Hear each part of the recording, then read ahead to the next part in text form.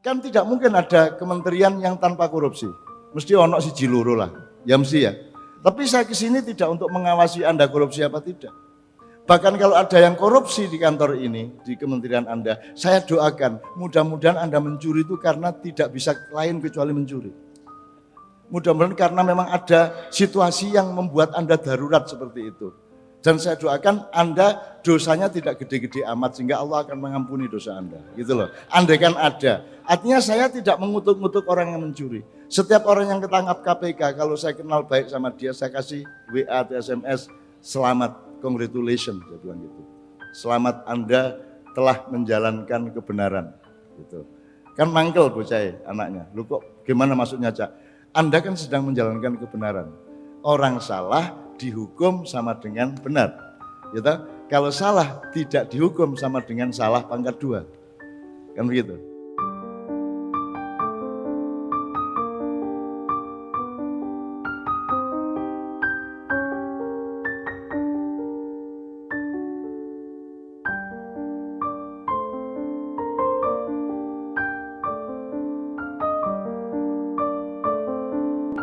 Kalau urusannya itu capres A, capres B, berarti kan cuma 2 titik, berarti cuma 1 garis. Oke, kita lakukan garis ini, tinggal pilih dan itu bebas dan rahasia, tidak ada masalah, tidak usah berdebat. Tidak semua hal harus Anda ketahui. Jangan dipikir Anda harus tahu semuanya, enggak. Misalnya Pak, Bapak Kiai Haji Ahmad Dahlan tinggi badannya berapa lah, enggak peluru sampean Mbak. Masuk sampean cari, wetone apa sampean juga roh. Gitu kan. Jadi tidak semua hal harus Anda tahu. Nabi Adam punya pusar apa tidak? Kan enggak perlu tahu Anda. Tapi sekarang orang berdebat loh gitu-gitu. Bumi bulat apa datar, berdebat. Pukul-pukulan gitu kan. Jokowi apa Prabowo berdebat. Kalau tadi kan sudah saya tanya loh, kalau naik bis aja enggak nanya soal sopirnya kok, yang dicari itu trayeknya kan begitu. Nah, jadi di tengah itu kalau urusannya cuma 2 titik berarti 1 garis. Kalau kita pakai fisika ya. Kalau Indonesia itu tidak hanya 1 garis, dia 1 bidang. Jadi di luar 2 titik tadi ada titik-titik yang lain dalam 1 bidang. Bahkan ternyata Indonesia lebih luas lagi, makanya departemennya kabinetnya ada berapa Pak? Ada berapa kementerian? 31, itu menunjukkan bahwa tidak hanya 1 bidang. Ada bangunan, jadi ada tampak depan, tampak atas, tampak kiri, tampak kanan dan seterusnya. Jadi ternyata hidup itu bangunan, tidak hanya garis. Nah kita sedang urusan garis itu tok. Jadi kita jangan hancur hanya karena ngurusin garis A atau B atau A. Harus ada yang berada di tengah-tengah menjadi NKRI-nya, menjadi Indonesianya kan begitu. Nah ternyata bangunan juga kurang tidak cukup, ada yang lebih luas yaitu ruangnya.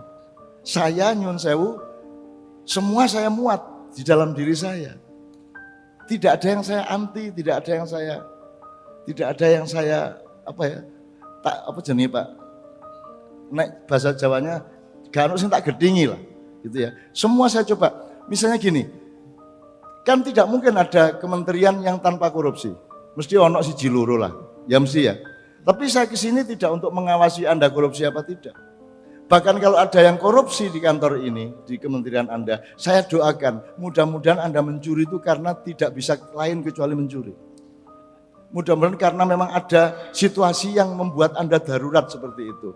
Dan saya doakan Anda dosanya tidak gede-gede amat sehingga Allah akan mengampuni dosa Anda. Gitu loh. Andaikan ada. Artinya saya tidak mengutuk-ngutuk orang yang mencuri. Setiap orang yang ketangkap KPK, kalau saya kenal baik sama dia, saya kasih WA atau SMS, selamat, congratulations, saya bilang gitu. Selamat Anda telah menjalankan kebenaran. Gitu. Kan mangkel bocah anaknya. Lu kok gimana maksudnya, Cak? Anda kan sedang menjalankan kebenaran. Orang salah dihukum sama dengan benar. Gitu? Kalau salah tidak dihukum sama dengan salah pangkat 2. Kan begitu. Nah, jadi saya ucapkan selamat. Makanya neraka itu membuat neraka itu sebuah tingkat kebenaran yang luar biasa. Kalau tidak ada neraka, Anda tidak akan bisa di surga. Bayangin sekarang kalau Anda berkelakuan buruk mau 5 terus masuk surga, kan tidak enak dewe itu. Gak cocok. Makanya harus ada neraka karena kita butuh menghukum diri kita sendiri.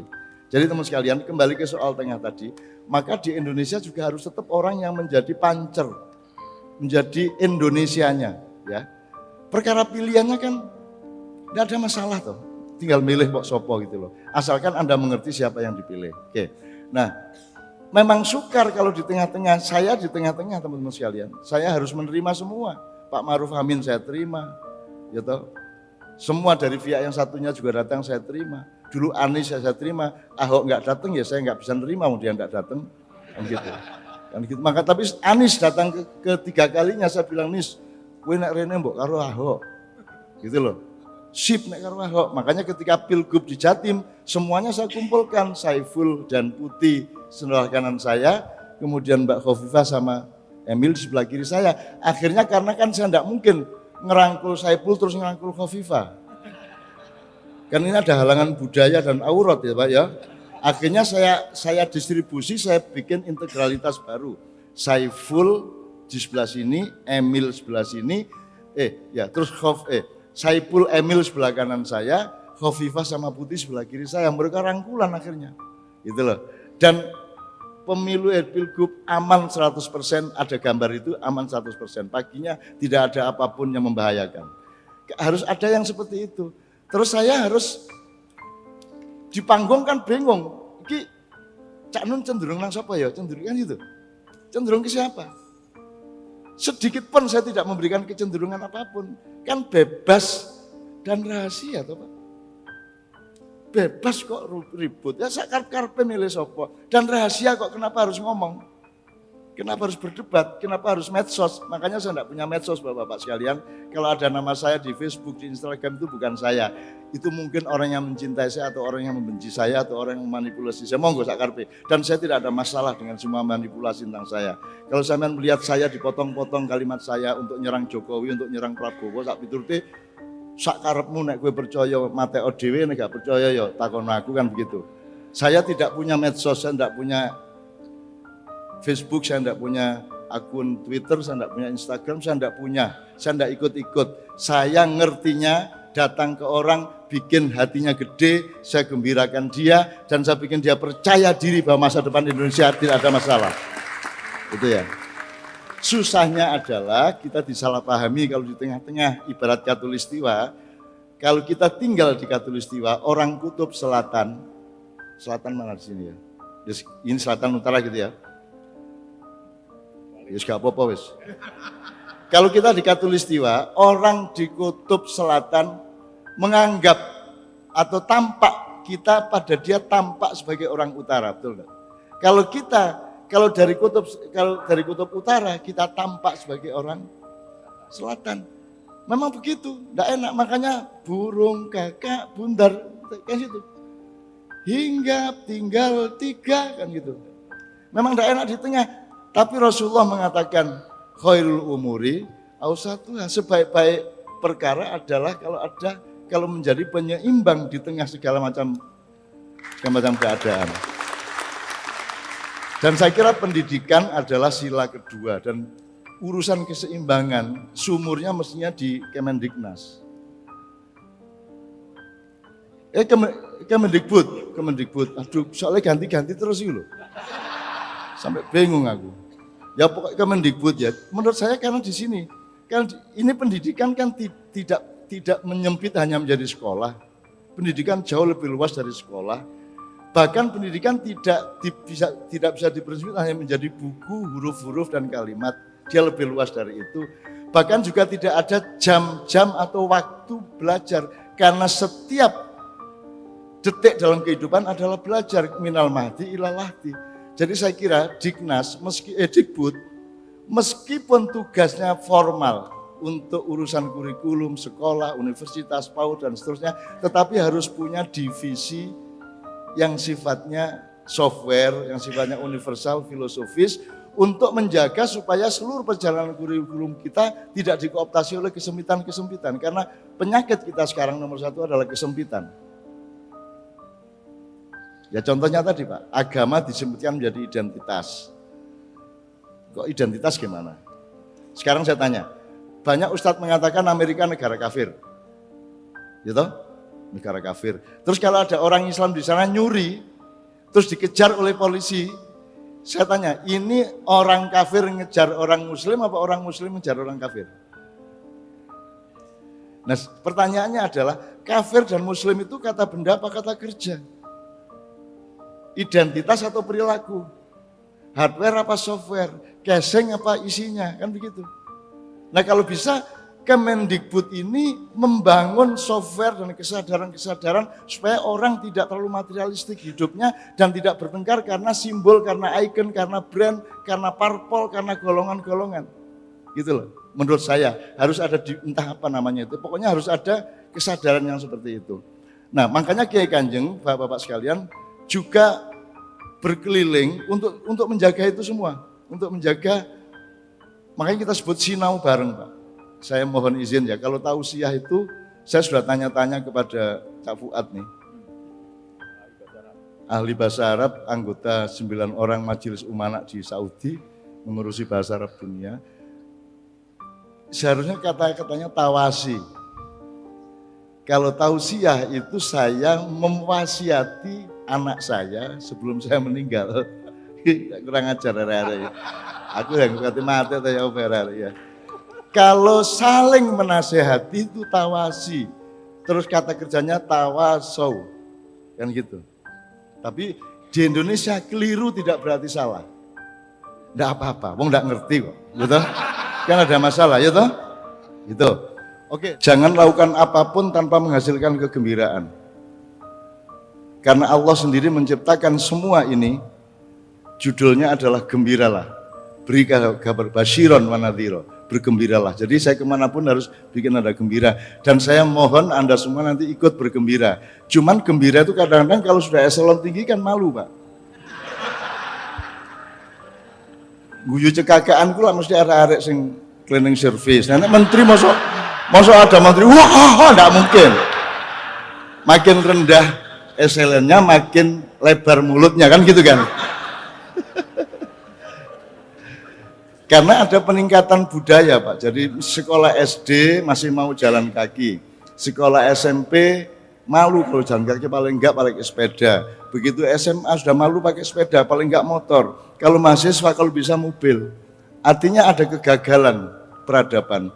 Seharusnya semakin tinggi pendidikan, semakin rendah hatinya kepada masyarakat. Yang begitu. Tapi ini enggak, makin tinggi makin. Lah saya kan tiap hari kan mempertahankan diri saya di bawah terus. Jadi saya guyon nggak karu-karuan itu. Makanya saya pertahankan kadang-kadang ngomong kasar. Untuk supaya saya tidak menjadi priayi gitu loh. Pak Muhajir ini kan kalau ketemu saya tuh, ya karena di depan Anda semua saya tidak enak lah. Ya ini asli ini ngono sampean ro dhewe lah. Pak Malik Fajar yo ngono, cangkeme ngono iku. Aja mureng-mureng ya. Jangan marah ya, memang begitu loh. Semakin dekat, semakin tidak ada batasan. Semakin cinta, semakin menyatu. Dan kalau sudah nikah, telanjang bulat berdua. Betul enggak? Betul enggak? Kalau dalam Al-Quran ada 3 tataran, mohon maaf ini kayak Kanjeng tunda sedikit. Kalau Anda masih jauh, pakai kebijaksanaan. Ayatnya, ud'u ila sabili rabbika bil hikmah. Untuk itu masih jauh, harus bijaksana, harus pakai kebijaksanaan. Ya, kalau sudah mulai satu lingkungan, berlombalah Muhammadiyah, berlombalah membuat kebaikan, fastabiqul khairat. Kalau sudah dekat, baru ngomong agak lebih terang-terangan, kebenaran apapun bisa kita omongkan. Nah Pak Menteri ini, saya kan ingin menghormati dia dengan kebijaksanaan, tapi ketemu terus langsung ya dia langsung jadi sahabat, dan itu tidak mudah. Tidak mudah untuk seorang menteri langsung konco kayak ketemu di warung gitu loh. Kan dulu Pak Harto bisa saya rayu itu karena saya bersikap seperti sahabat dia, yang menyayangi dia dan memahami hati dia. Maka Pak Harto senang banget karena selama ini dia diperlakukan 32 tahun sebagai raja besar. Semua orang nyekel manuk ketemu dia. Ini gitu. Kan gitu. Nah, ini contoh aja. Jadi kalau masih jauh, Pak Mukhlis, ayatnya adalah ud'u ila sabili rabbika bil hikmah, tidak boleh bil khair, tidak boleh bil haq. Karena itu metode atau strateginya Allah seperti itu dalam komunikasi. Kalau sudah menjadi satu lingkaran, satu departemen, satu kementerian, kita fastabiqul khairat. Antara bidang ini berlomba untuk lebih berprestasi, berlomba untuk lebih baik. Kalau sudah sangat dekat, pas makan siang bareng, pas istirahat, itu kita menjadi sahabat. Jadi beliau bukan hanya menteri, beliau adalah juga seorang sahabat, beliau juga seorang bapak, beliau juga seorang yang sangat dekat dengan hati kita. Nah kalau sudah dekat di hati baru Pak, kulil haqqa walau kana murron, kan gitu. Kalau masih jauh jangan kulil haqqa. Ada orang jingklang tuh pincang enggak boleh, cang nang dicang, enggak boleh ya, harus bijaksana, gitu loh. Makanya Rasulullah kita bilang Sayyidina, karena kita nggak hidup bareng-bareng beliau. Kalau dulu pernah berteman sama beliau kan nyamat gitu, nggak ada masalah. Kan sekarang misalnya Mbah Hasim kita panggil Sim, ini Sim, nggak boleh. Ki Haji Ahmad Dahlan ya Mbah Dahlan, Mbah Hasim. Nah itu harus kita jaga seperti itu. Oke Bapak sekalian, karena temanya pengabdian, saya akan memulai sedikit. Langsung aja dengan Kiai Kanjeng gini. Kiai Kanjeng ini kan nggak jelas kategorinya. Kita ini out of box. Kita pentas saya kira tidak bisa ditandingi jumlahnya dan skala wilayah yang dijajah oleh Kiai Kanjeng dibanding grup apapun. Jadi kita sudah ke 20, hampir 30 kota-kota besar dunia. Kalau di Indonesia kita sampai gunung mana, alas endi, desa endi kita sudah jajah semua. Sampai 4038 kali itu. Betul-betul sudah masuk kemana-mana. Tapi kan enggak ada dalam catatan musik Indonesia, enggak ada Kiai Kanjeng. Padahal musiknya macam-macam. Jazz, blues, sholawat, Umi Kulsuman, keroncong, langgam, Cino, Barat, sembarang. Loh, ngapain tau Kiai Kanjeng kok bikin musik macam-macam? Loh karena kita mengabdi kepada orang yang di depan kita. Kalau kita ke Tasikmalaya ya kalau selawat Badar kalau bisa lagu Sunda kan begitu. Kalau kita ke Maroko ya kita menyesuaikan diri dengan masyarakat Maroko. Kalau kita ke Aljazair ya kita pakai selawat Nariyah. Kalau kita ke Mesir Alexandria ya kita pakai burda dan kita harus bisa burda. Kita terbangan burda di Alexandria. Kalau kita ke Itali, ke Vatikan, kita pentas di Vatikan ya tak bikinin lagu yang katanya itu lagu gereja, padahal ya bukan, nggak ada lagu gereja. Yang ada tuh lagu barat apa lagu timur. Kalau barat itu sol mi sa si do re mi fa sol, kalau Jawa itu jiro patmo,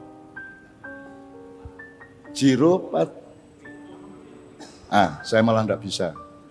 Kalau Arab ada kiro asap, itu semua kita mengabdi. Kalau kita ke Belanda ya kita nyanyikan lagu Belanda. Kalau kita ke Jerman, jadi karena kita mengabdi.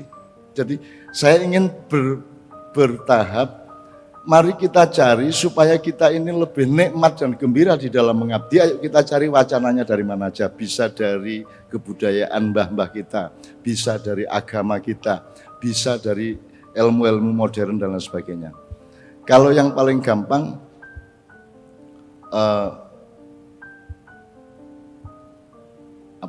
misalnya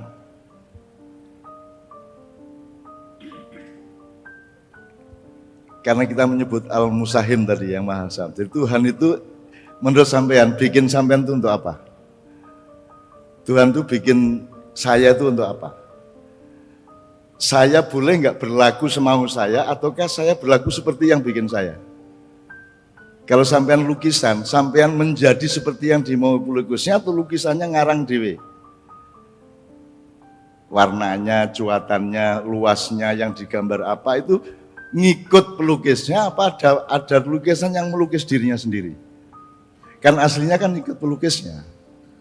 Aslinya kan begitu. Kita sebagai manusia ya aslinya itu yang ngikut sama penciptanya. Tapi ya saya enggak nuntut-nuntut juga, enggak ya enggak apa-apalah. Enggak ada masalah, itu urusan sama Anda sama Tuhan, bukan sama saya. Jadi saya tidak berani mengharamkan, menghalalkan, mengkritik, yang enggak berani saya. Karena Anda kan, saya enggak punya hak apa-apa atas Anda semua. Yang punya hak atas Anda itu Tuhan, yang punya saham atas hidup Anda. Nah, kalau Tuhan bilang, Pak Muhajir, tidak ada peluang untuk tidak mengabdi dalam hidup manusia. Tidak ada satu detik, tidak ada siang, tidak ada malam, tidak ada sore, tidak ada pagi. kecuali mengabdi. Ayatnya sangat jelas. Wa ma khalaqtul jinna wal insa illa liya'budun. Ini kalimat di MMD apa? MD apa DM ini? Kalau bahasa Indonesia. Jadi kalimatnya yang wajar gini, saya menciptakan jin dan manusia untuk supaya mengabdi kepada saya. Itu MD apa DM, Pak? Kalimatnya Tuhan enggak gitu. Saya tidak menciptakan jin dan manusia kecuali untuk mengabdi kepada saya. Kalau kalimat yang pertama kan ada peluang untuk tidak mengabdi. Asal mengabdi, selebihnya boleh enggak apa-apa. Tapi kalau yang kalimat kedua kan tidak boleh ada apapun yang sifatnya tidak mengabdi. Maka kata-katanya wa ma khalaqtul jinna wal insa illa liya'budun, pakai kecuali. Saya tidak ciptakan manusia dan jin duluan, jin dan manusia. Ini juga tolong Anda pelajari kapan-kapan. Kok jin dulu ya? Di semua ayat-ayat itu jin disebut duluan, hanya ada 1-2 ayat yang manusia disebut duluan. Jadi jin itu kakak Anda. Kakak Anda. Jadi nanti kita ngomong bareng-bareng lah soal itu. Karena manusia bersaudara, Nur Muhammad, malaikat, jin, setan, kemudian benda, kemudian adiknya lagi benda yang tumbuh, kemudian adiknya lagi benda tumbuh bisa bergerak, kemudian saudara yang bungsu adalah benda yang tumbuh bisa bergerak dan punya akal dan hati nurani. Itu kita. Jadi kita ini saudara bungsu, kita punya kakak pohon-pohonan, hewan, jin, malaikat dan seterusnya. Jadi mohon kalau ketemu binatang yang sopan, kalau ada anjing, mas anjing mau kemana kan gitu ya, dan seterusnya. Pokoknya itu kakak kita. Maka ketika orang sholat, Allahu Akbar itu adalah ketika Anda berdiri itu sholatnya pohon-pohonan. Anda menghayati secara bertahap untuk mendekat ke Tuhan, pertama sebagai benda, maka Anda Allahu Akbar, kemudian Anda menjadi pohon, Anda takbiratul ihram, berdiri, kemudian Anda menjadi menghayati sholatnya binatang, Anda rukuk, kemudian sudah lengkap kebinatangan kita, kepohonan kita, ke botani zoologian kita, kematerialismean kita, kemudian kita menyempurnakan diri dengan keberanian dan kerelaan untuk melipat-lipat badan kita, yaitu sujud. Wajah kita letakkan di tempat yang paling bawah, kita tekuk-tekuk ini, kemauan, ambisi itu kita kalahkan semua, maka kita bersujud. Jadi sujud itu adalah ilmu yang tertinggi dan kesadaran tertinggi, di mana wajah yang kita jaga setengah mati itu kita taruh di tempat yang paling bawah. Nah, jadi itu menurut saya itu setiap gerakan dan pose badannya merupakan olahraga jiwa raga yang luar biasa. Nah, Bapak sekalian, wa ma khalaqtul jinna wal insa illa liya'budun, maksudnya gini. Jadi Anda sholat subuh 2 rakaat, entah yang teman-teman Nasrani ya, punya yang Nasrani dan agama lain kan punya syariat sendiri. Kan enggak boleh enggak ibadah. Enggak boleh. Jadi kalau kemudian kita ngopi, kok ngopinya harus dalam rangka ibadah, kan gitu. Kalau kita mandi, mandinya harus dalam rangka ibadah. Kita ke kantor harus dalam rangka ibadah. Kan selama ini kan dikotomi Pak, ini nyambut gawe, ibadah ya ibadah. Kalau bahkan ada maling ya maling, ya toh, sholat ya sholat, kan gitu kan. Kalau di Madura sana, kan gitu. Madura ini saya barusan dapat ada lomba lari di Madura Pak. Pesertanya 4 baru nanti finalnya 4. Nah gurunya kan 1, 2, 3 lari, yang satu enggak ikut lari. Lu kamu kok enggak lari Cung? Saya nomor 4 Pak. Sampai tadi kan cuma bilang 1, 2, 3. 4-nya enggak disebut ya saya enggak lari Pak. Oke, menggok didik nah Pak. Oke. Jadi Bapak sekalian, sekarang gini, kita terapkan, ada beberapa wacana tentang pengabdian, atau gini, tambahin sedikit yang sehari-hari. Bahasa Jawanya, saya itu apa? Aku. Kulo. Kulo itu kan singkatan dari kawulo, orang yang mengabdi. Saya dari sahaya. Jadi kita orang timur itu selalu meletakkan diri sebagai orang yang mengabdi. Saya, kawulo, dalem, ya. selalu meletakkan diri sebagai orang yang mengabdi. Sekarang kalau kita pakai ilmu yang agak lebih tinggi, dan hari ini saya mendapat ilmu alhamdulillah dari Kemendiknas 1 yang selama ini belum pernah saya pikirkan. Jadi misalnya kalau Nabi Ibrahim, Nabi Sulaiman, Nabi Daud itu kategorinya adalah mulkan nabiyya, nabi yang raja. Kemudian Nabi Muhammad ditawari Allah, Muhammad kamu mau nggak jadi nabi tapi juga raja, mau nggak? Kalau kamu mau saya kasih modal, saya kasih gunung emas, saya kasih tambang, saya kasih air zam-zam yang tidak habis sampai lebih dari 3 miliar tahun. Jadi kamu Rasulullah Muhammad ditawari untuk menjadi nabi yang raja, abdan mulkan nabiyya. Terus Rasulullah Muhammad SAW menjawab, boten, hendak saya jadi abdan nabiyya saja, saya menjadi nabi yang rakyat biasa saja, rakyat jadi nabi yang kawulo saja gitu. Nah kan masalahnya sekarang kita siapa? Akhirnya saya sama teman-teman saya, sama jamaah saya kan nyari, kalau gitu kita ini raja enggak, nabi enggak, terus apa kita ini? Akhirnya kita punya kategori abdan abdiyah. Sudah kemanapun, dimanapun saya hanyalah pengabdi yang mengabdi. Dan karena saya mengabdi maka saya adalah pengabdi, karena saya pengabdi maka saya selalu mengabdi. Jadi kesini pun saya dalam rangka mengabdi kepada Anda semua. Nah, sekarang kalau korpri apa posisinya? Nabi bukan, tapi kan bagian dari pengelolaan kerajaan atau negara. Berarti ada faktor mulkan.